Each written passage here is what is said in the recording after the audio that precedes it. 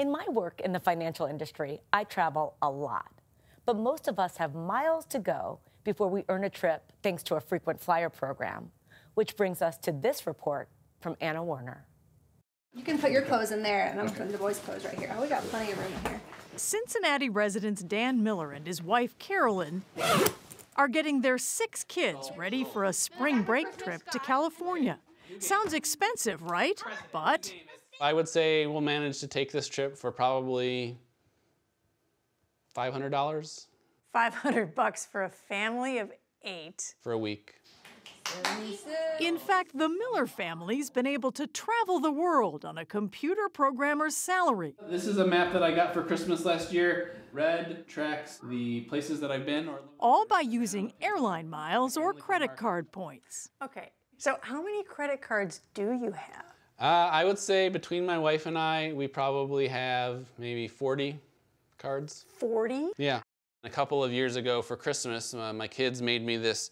He's not your average card user, though. It says Dad's credit card binder. Miller got so good at this card game, he started writing a blog called Points with a Crew.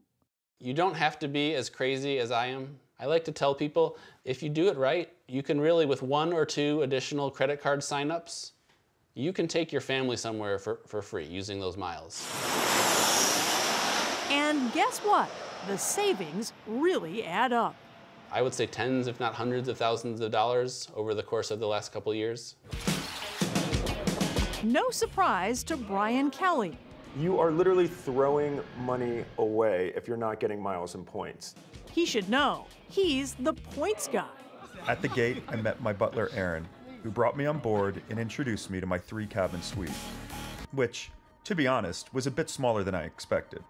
Someone who turned a lifelong passion for travel into a website that gets over 3 million views a month from fans eager to learn his secrets. The first thing to do if you want to have a good miles and points strategy is to get the right credit cards. These are not frequent flyer programs anymore. They're frequent spender programs. So why is it worth it for the credit card companies to do that? It's a huge business. So the credit card companies charge merchants for every time you swipe your credit card. The merchant is paying the credit card issuer for the ability to process your transaction, and then the credit card company kicks you back a portion of that in the form of rewards. The airlines make out too, getting roughly half their profits by selling miles to credit card companies, who use them as incentives to get consumers to sign up for their cards, often with huge sign-up bonuses. And the general trend in the airline industry is that things are getting a lot worse in the back of the plane. So that's really why miles and points, I view it as a way for the common person who can't afford that $10,000 first-class seat, but you can book it using miles and points. Everyday people can travel like millionaires.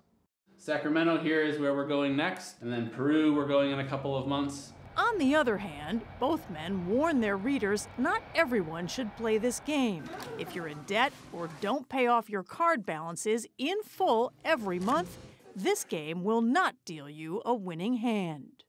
You absolutely have to have financial discipline. No amount of rewards that you're getting are going to offset the 25% interest that you're paying on your credit card balance. But for Miller, it's been an inexpensive way to offer his kids a valuable lesson.